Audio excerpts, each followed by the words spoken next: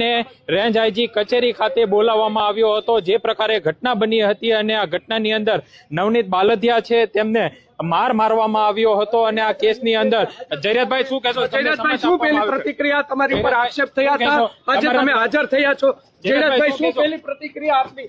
જયરાજભાઈ, પહેલી પ્રતિક્રિયા જયરાજભાઈ શું કહેશો? હુમલાની ઘટનામાં તમારી ઉપર મુખ્ય ષડયંત્ર તમારી ઉપર આક્ષેપ લાગ્યા છે, અનેક પ્રકારના તમારી ઉપર આક્ષેપ છે। જયરાજભાઈ શું કહેશો?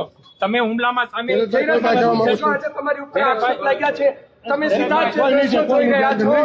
જયરાજ આહિર છે, જે પ્રમાણે જયરાજ આહિરને સમન્સ પાઠવવામાં આવ્યું હતું તેને લઈને આપ આ દ્રશ્યોની અંદર જોઈ શકો છો કે જયરાજ આહિર છે તે 5 કલાકે ભાવનગરની રેન્જ આઈજી કચેરી ખાતે પહોંચી ગયા છે અને અહીં તેઓ એસઆઈટી સમક્ષ નિવેદન આપશે। જે પ્રમાણે નવનીત બાલદિયા છે તેમના દ્વારા જે જયરાજ આહિર છે તેમના વિરુદ્ધ 15 જેટલા પુરાવા છે તે આપવામાં આવ્યા હતા અને તેને લઈને હાલ જયરાજ આહિર છે તે સમગ્ર જવાબ એટલે કે એસઆઈટી સમક્ષ હાજર થયા છે અને અહીં તેઓ તમામ જે ઘટનાક્રમની અંદર શું હકીકત હતી તે અંગે જાણકારી આપશે અને જોવાનું એ રહ્યું કે આ જે જયરાજ આહિર છે તેમના દ્વારા એસઆઈટી સમક્ષ શું નિવેદન આપશે।